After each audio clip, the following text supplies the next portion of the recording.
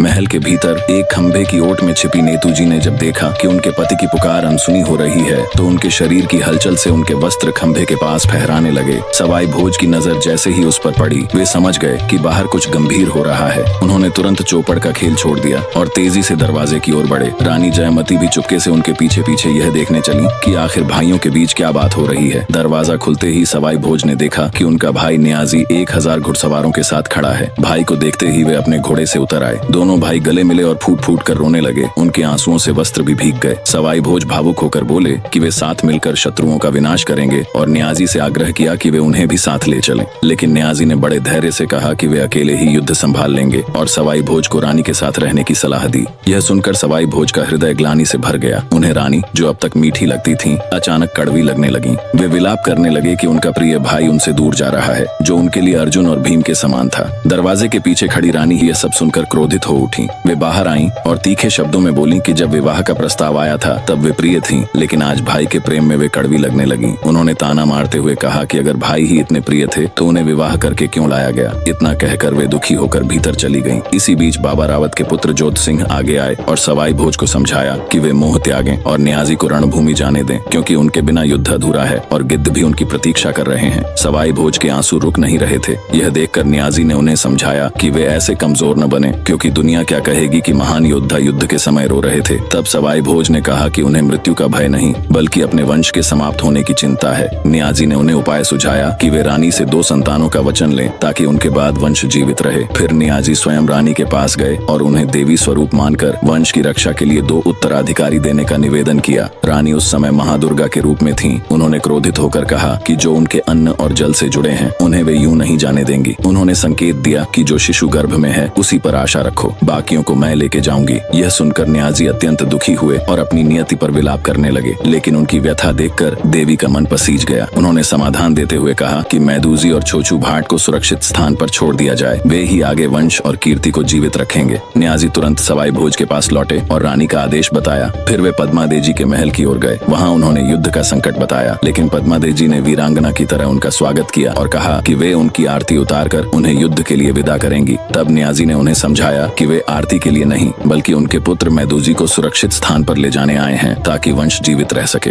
यह सुनते ही पद्मादेजी का हृदय कांप उठा। उन्होंने अपने 7 वर्ष के पुत्र को गोद में लेकर विलाप किया कि वह इतना कोमल है और किसी और के पास जाकर कैसे रहेगा। नियाजी ने गंभीरता से कहा कि यह समय बलिदान का है और नियति का आदेश है। तभी बालक मैदूजी ने अद्भुत साहस दिखाया। वे अपनी माँ की गोद से उतरकर अपने चाचा नियाजी की गोद में चले गए और बोले कि वे महलों की छाया में रहकर अपने पूर्वजों की मर्यादा को बनाए रखेंगे।